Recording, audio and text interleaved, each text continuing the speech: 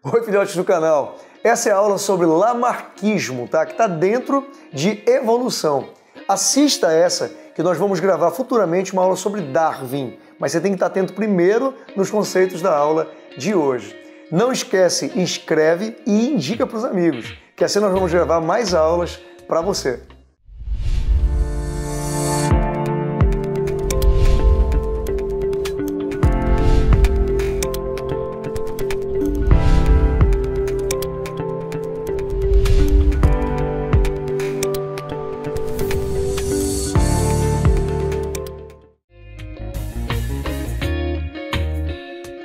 Oi, filhotes do canal, Renaque Almeida, sejam muito bem-vindos, tá? Hoje é um dos temas mais pedidos na página e é legal você ficar bem atento. É sobre teóricos evolucionistas. E para falar sobre eles, o primeiro tem que ser Lamarck. Tem uma coisa que eu quero chamar a atenção logo no início da aula. O Lamarck personificou, unificou os pensamentos pré-darwinistas. O grande pensador em evolução para nós é Charles Darwin. Só que antes dele, tinham muitos autores com muitos conceitos, com muitas hipóteses. E o Lamarck unificou tudo aquilo em uma obra. O que aconteceu? O Lamarck publicou um livro em 1809, A Filosofia Zoológica. E nesse livro ele apresentou a sua hipótese para a evolução. E é muito interessante. Tem duas frases que resumem o pensamento lamarquista. Ele acreditava que o meio modifica os indivíduos. De acordo com o local onde você vive, você vai enfrentar dificuldades. E essas dificuldades vão moldando o seu corpo com o tempo. A gente vai debater isso aí. Segundo o pensamento clássico dele, era a transmutação das espécies. Sabe o que é transmutação, filho? É a modificação. Segundo Lamarck, uma espécie do passado poderia se modificar, se transformar numa espécie atual.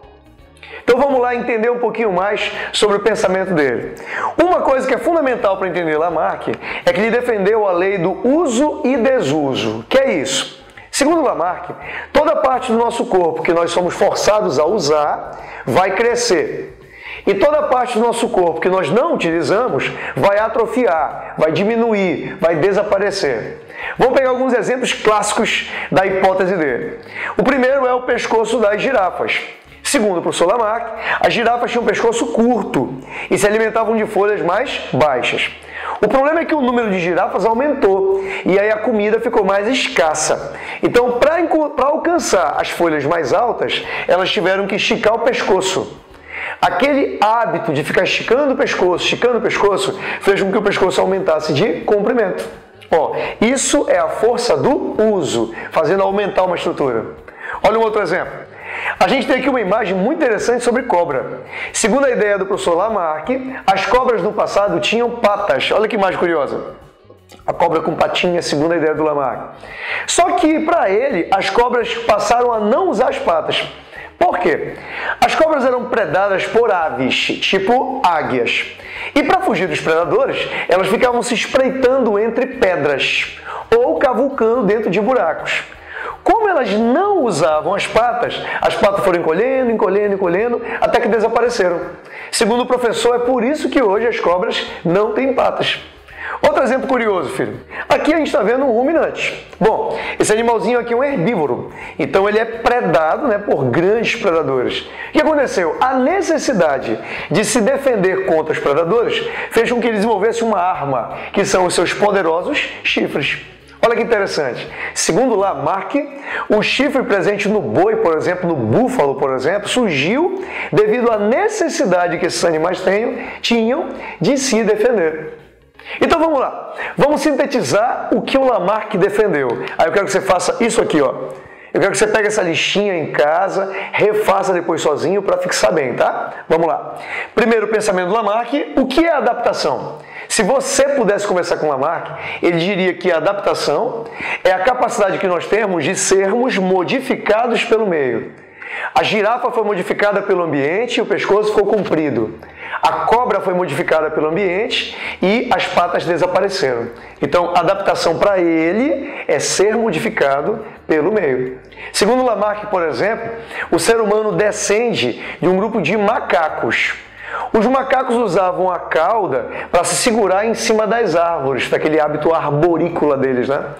Quando surgiram os primeiros humanos e começaram a andar no solo, saíram das árvores, a cauda passou a ser inútil. Segundo ele, as caudas foram encolhendo até que desapareceram. E hoje, nós só temos o resquício das caudas, que são aqueles ossinhos formadores do cóccix. Essa é a ideia do Lamarck. Olha lá, ele defendeu a lei do uso e desuso. Tudo aquilo que eu uso cresce e o que eu não uso atrofia, desaparece. Mas a gente fica atento para uma coisa curiosa, filho. A lei do uso e desuso do Lamarck não é uma lei totalmente errada. Ela vale para quê, por exemplo? Para músculos. Se você vai para uma academia, faz musculação, os músculos vão hipertrofiar, vão aumentar. Se você para de malhar, por exemplo, porque está estudando para o seu curso de medicina, né, os músculos tendem a dar uma reduzida no volume. Então o erro do Lamarck foi tentar usar o uso e desuso para tudo. Outra coisa interessante, no período de Lamarck, pessoal, em 1809, que é o ano que ele fez a publicação, né, não se conhecia a genética. Então Lamarck não sabia exatamente como acontecia a transmissão das características. E aí ele supôs isso aqui, ó. O Lamarck defendeu a ideia da transmissão dos caracteres adquiridos.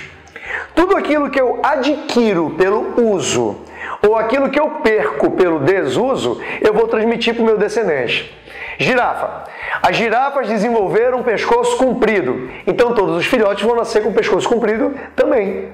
Essa ideia dele é equivocada. O que nós sabemos hoje é que nós transmitimos para a descendência apenas características genéticas, não é isso? Hereditárias, que o Lamarck não conhecia. Outro ponto importante, filho, é quanto à evolução. O Lamarck deu um conceito para a evolução como sinônimo de perfeição. Ou seja, o meio vai me moldando, o meio vai me modificando e eu vou chegar num nível de perfeito. Sabe o que isso implica? Implica em dizer que a evolução é um processo finito, que a evolução tem fim. Esse é um dos maiores equívocos do pensamento lamarquista. Na verdade, para nós hoje, filho, a evolução é um processo contínuo de seleção. Os seres estão sempre sendo selecionados e os mais adequados, os mais aptos ao ambiente permanecem. Para ele não. Para ele evoluir é aperfeiçoar. Então um dia eu vou ser perfeito e paro de evoluir. Esse é o pensamento lamarquista. Outra coisa curiosa, filho, é isso aqui. Olha que legal. Para ele, os seres surgem por geração espontânea. Para quem esqueceu, a geração espontânea também é chamada de abiogênese. Nessa hipótese é defendido que a matéria bruta pode dar origem a um ser vivo. Olha o que o Lamarck defendeu no período dele. Outra coisa curiosa, gente, é que ele não acreditava em ancestralidade comum. Olha que legal. Segundo Lamarck, cada indivíduo existente no planeta foi formado de um ancestral único, exclusivo.